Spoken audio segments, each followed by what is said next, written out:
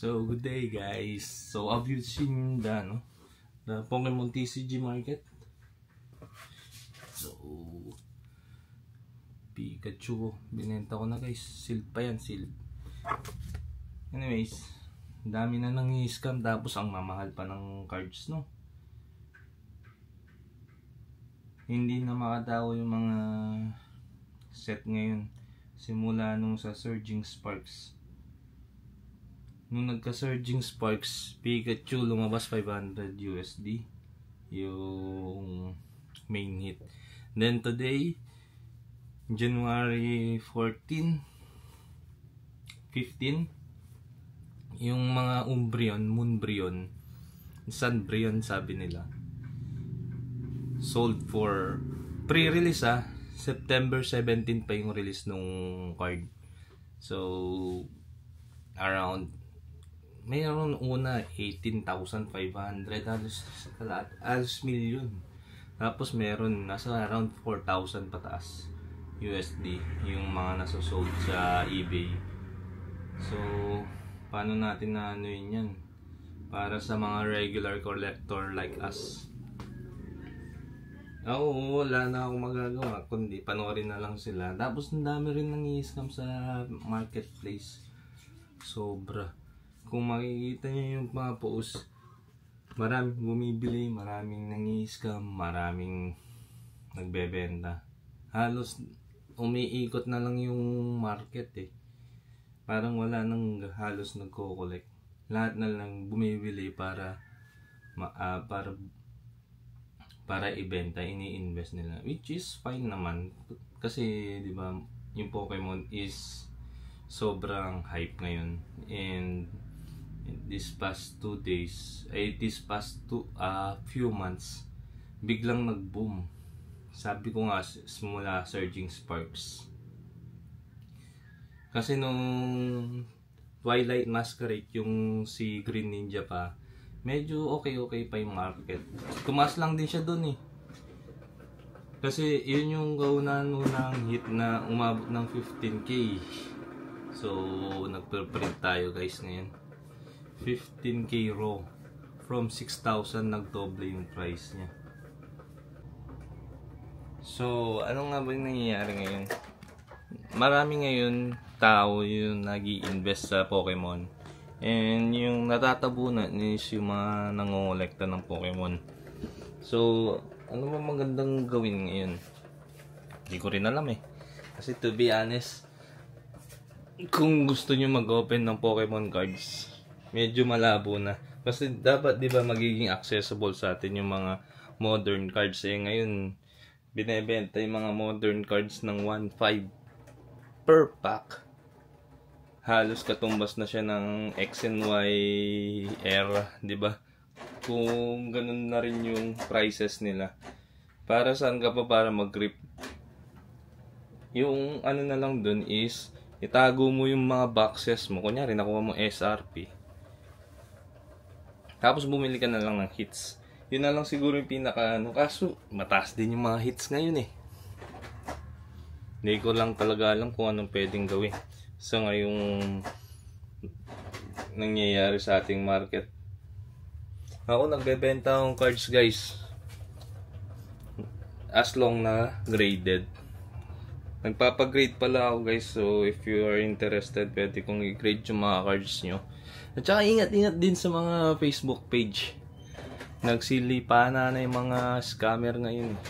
As in, sobrang ano na nila, advance mag-isip, marami na nang dadali. Ingat-ingat na lang guys. So, yun lang naman yung gusto kong sabihin. Basta kung may gusto kayong card, pag-ipunan nyo na lang siguro. Or wag mo na kayong bumili. Yung FOMO yan, hindi ko alam kung kailan, hanggang kailan tataas, kailan bababa. Yung ano lang dyan, lahat na tumataas, bumababa. Hindi ko alam sino nagsabi nun. So, ayun guys. Ingat-ingat na lang sa mga pagbibilan nyo, pagbebentahan nyo, at saka ano. Kaya ako ngayon, binebenta ko na yung mga manga cards ko, at saka mga ibang Pokemon cards. Para bumili ng camera. So, nagbablog tayo ngayon dito sa DJI Pocket Osmo 3. So ito yung pangarap kong camera since last year. And then now, I'm using it.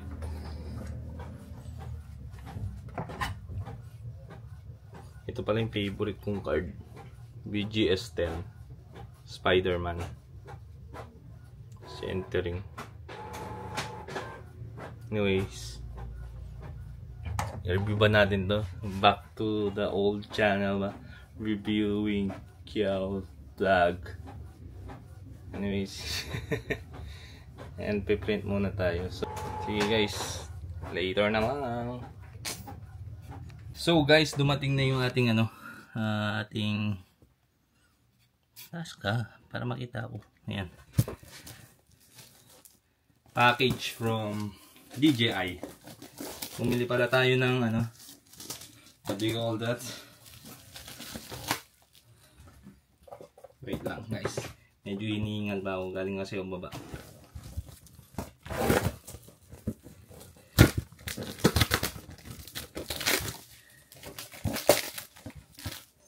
So this one is for my new camera. If you didn't watch the first video, I bought a new camera for my vlogging and for my content creation of opening cards and submission cards. So we opened an account in FedEx already. Let's go.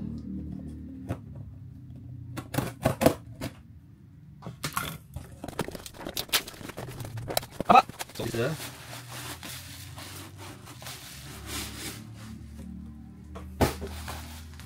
Dami naman bubble wrap.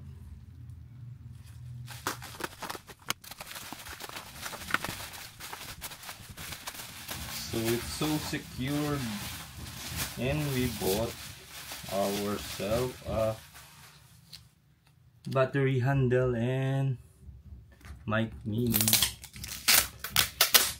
combo.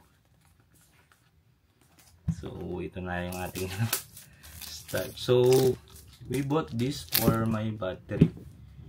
Liit pala nito. Akala ko malaki. Anyways, ayan o. So we can use the mic later pag lumabas tayo. Siyempre mag vlog tayo. Hindi ko lang alam kung may battery to. So ito lang.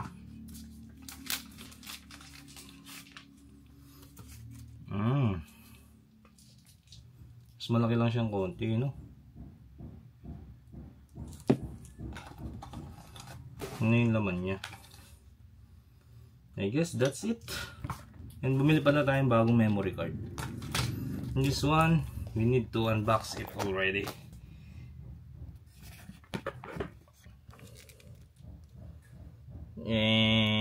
Yung bagal.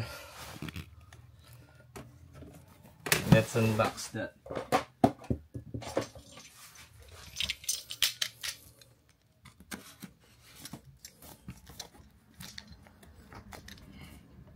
So I bought it online kasi wala na silang stock sa mga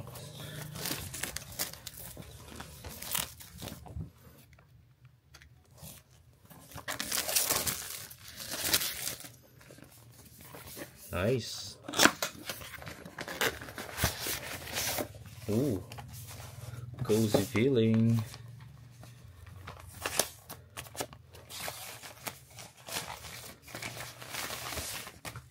DJI bag, wind muffler,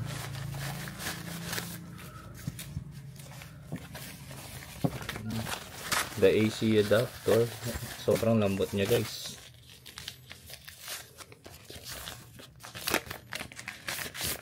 The charging case, press to unlock.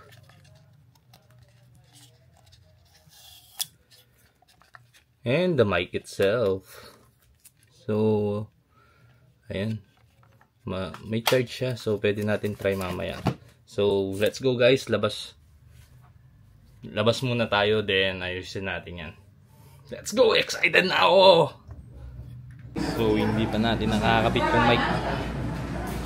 Ayan. Hindi ko alam paano buksan eh, baka mahulog. Nakasama natin si Jason.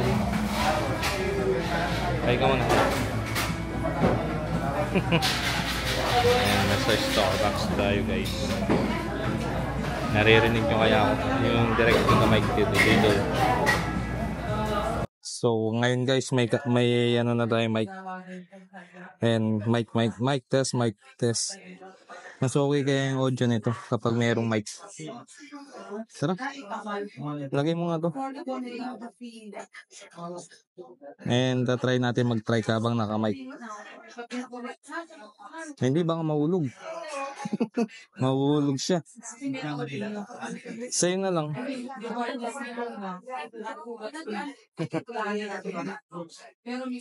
Hello guys. Ito. Ba't ang puti ko naman? Hello. Ay? Huwag mo tatanggalin yan. Mananakot.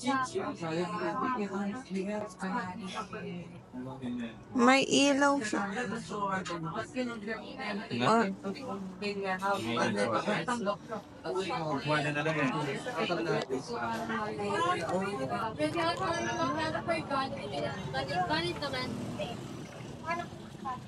Oh, salita ka nga. So guys, nasa kanya yung mic. Salita ka. Hindi ako maririnig. Hello. Oh, salita ka. Tanggalin mo. Hindi nga, kasi magdadrive ako. Hanggang mamaya naka-play to. Oo, ayaw mo. Ay? Wag na. Oo, akin na. So ayun nga, yung mic. Tinatry na namin yung mic guys sa labas. So mas maganda ba yung audio pag nasa labas?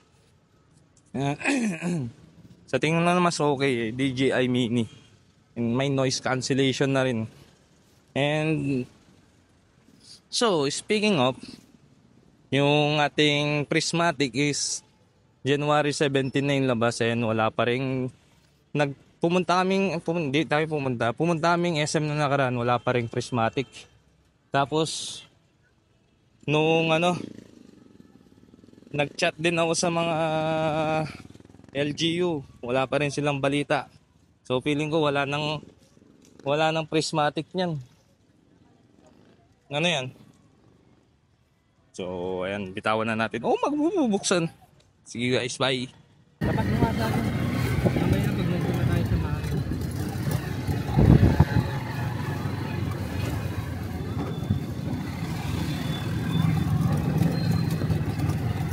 So ayun guys, wala nang mic. Nagda-drive na ako sa trial. And ayun, siyempre maririnig nyo yung ingay kasi wala nang ang mic. So internal na lang to, tapos yun. Bakit po? Bakit sa mukha ko mo? Ayun guys, so wala nang Prismatic. Sa tingin ko, bababa naman yung presyo nyan. Don't be FOMO guys. Hintayin nyo lang. Full year maglalabot. Sanggala. Full year guys, maglalabas naman sila. Ito yung batch 1. Parang 151 lang yan. Full year maglalabas sila. Na? O, na paano? O, sige na guys. Later na lang sa bahay. Babush!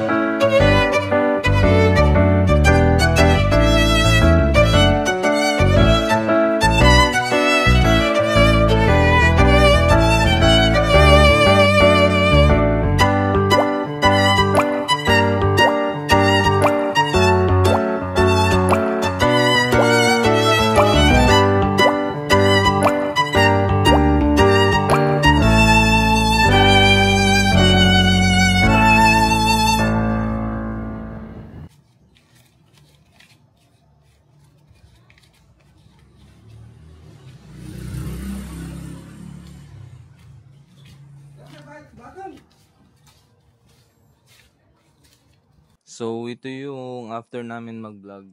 twinik ko na ng konti yung mic. So, tingnan natin kung maririnig pa rin natin yung mga surroundings natin. Kasi kahapon sobrang ingay pa rin. Kasi nga hindi ko siya binabaan ng decibels. Tapos ayan, may mga motor-motor din.